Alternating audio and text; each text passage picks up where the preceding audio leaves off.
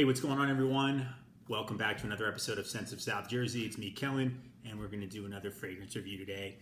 Today, though, I wanted to do something a little bit different. I've only done a few of these, and I was actually out shopping, and I picked up two fragrances, and I wanted to do sort of an unboxing first impressions video for both of these fragrances, one of which is from a house that I recently did a video on, and I wasn't so crazy about the fragrance, and another one is one that I have never had any experience with in terms of a cologne or a fragrance from this house too. So I wanted to do an unboxing first impression just for both of them, just in one video, just to kind of get that out there. Obviously, I won't be able to go too far in depth in terms of the performance, but I can definitely give my thoughts and opinions on the opening and maybe when and where to wear these. Of course, what I think of the presentation as well. The first one is one that I've seen in the stores a lot, and I've actually passed up on it probably 4 or 5 times.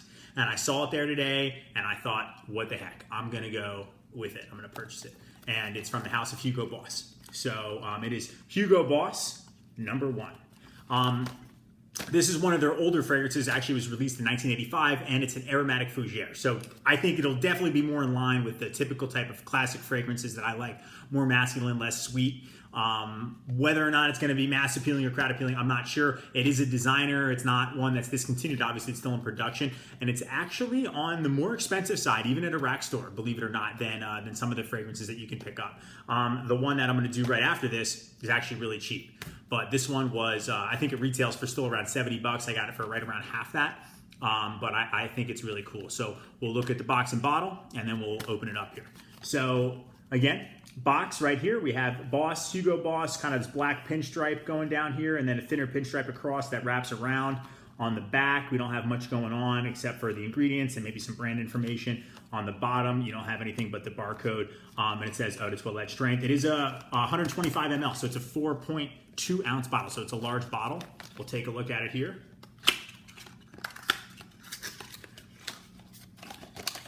Oh, that's cool.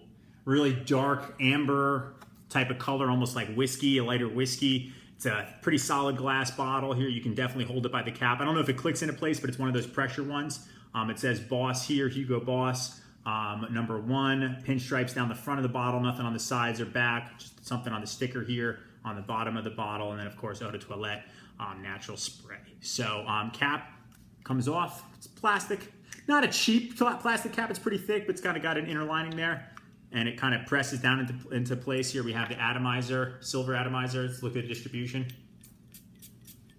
It's decent. So, got a test strip here. Let's put it on.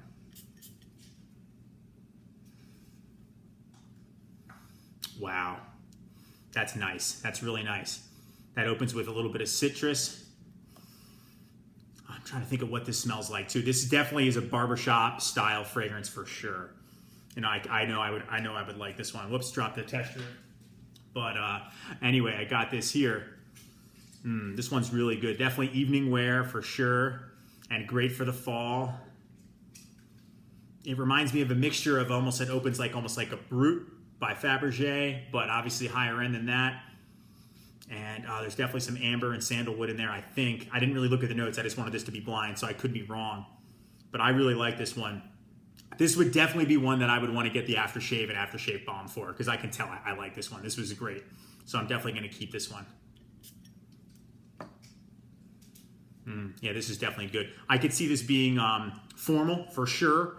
This could be a good work scent. I don't think this one is going to be appealing to your younger crowd. I think this is like a 30 and up. I definitely like this one, and I'm glad I got it. I wish I got it way sooner. This is a hit for me so far.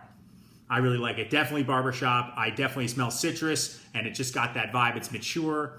This is really, really nice. Really, really nice too. So far, first impression, I'm giving this one a 10 out of 10. I like the bottle too. Its presentation, it's classy. Hugo Boss redeemed itself for me. I don't have many Hugo Boss fragrances. I like some of the newer ones. I like the one older one in Motion. I didn't like Orange Man, but this Boss #1 is worth it. I'm glad I kept this one.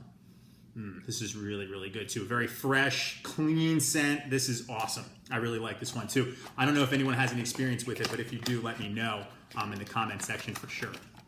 So I don't want to make this a super long video. Kind of got to get to the next fragrance. This one, Carrera Black. I first heard about Carrera when all the shades, the sunglasses started coming into the stores and the malls. And I remember thinking, they're kind of cool looking, but they were all plastic, and I thought that they were overpriced for what they were. They were like $150 pair, and they were just plastic with like the lines in them. I kind of thought they were corny. Didn't know that they made a fragrance until I saw it.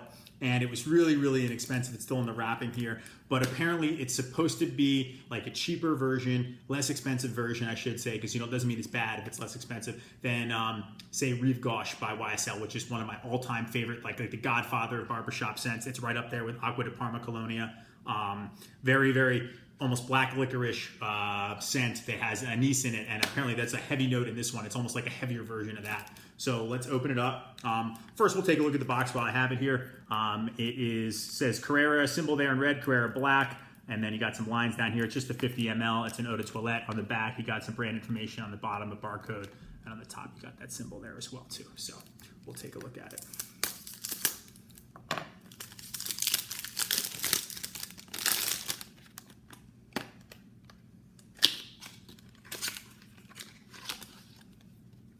So the bottle's kind of cool. It's kind of like almost like a matte black finish. And the cap here, you got Carrera symbol, Carrera written there in red and black. On the bottom, you got a sticker. On the back, you don't have anything going on. It's a rounded sides. And on the top here, cap clicks into place, so you can definitely hold it. Pretty nice cap for what this is. Got this kind of gray atomizer. Kind of a spray out like that. Let's open this one up here on a test strip and see what we got.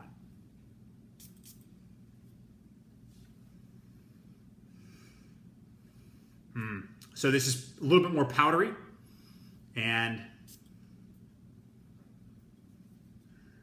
it's fresh and it's cleaner. I definitely get that licorice. It's got like a almost candy vibe, but not super sweet, almost like exactly like a black licorice type of scent too. So this a little bit more modern than say Boss Number One.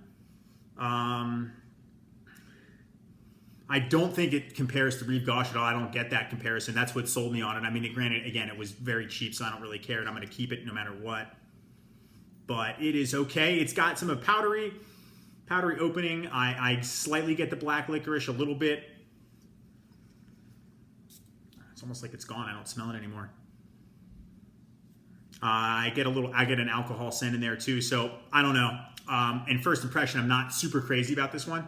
Again, not a big loss. Again, this was like really cheap. I think $5, $4.99 or something like that. And it'll probably last me a while. That's why I wouldn't have gotten the larger size. Probably a good work scent, good throwaway, cheap cologne. Keep it in your car if you don't have anything else. So if you have a Carrera, I would imagine that you're not going to use Carrera cologne. So yeah, this is okay. I really can't detect much on it. It's like not projecting right here. Maybe I have olfactory fatigue issue because I just sprayed 2 colognes at one time, which I think can happen. But anyway, presentation is cool. Scent is okay. It's clean. It's definitely not a hit for me, but it's not bad. I'm definitely going to hang on to it. I think this would be good for casual and a work setting as well too. So I'm going to put that one back in here. If any of you guys have any experience with either of these 2 fragrances or any other Hugo Boss or Carrera scent, Carrera does have a couple other ones like Carrera Pour Homme. Please comment, subscribe, let me know what you think of the video or any other comments, anything else you'd like me to review. I appreciate everyone that watches and likes and subscribes to the channel. Thank you so much. Goodbye for now.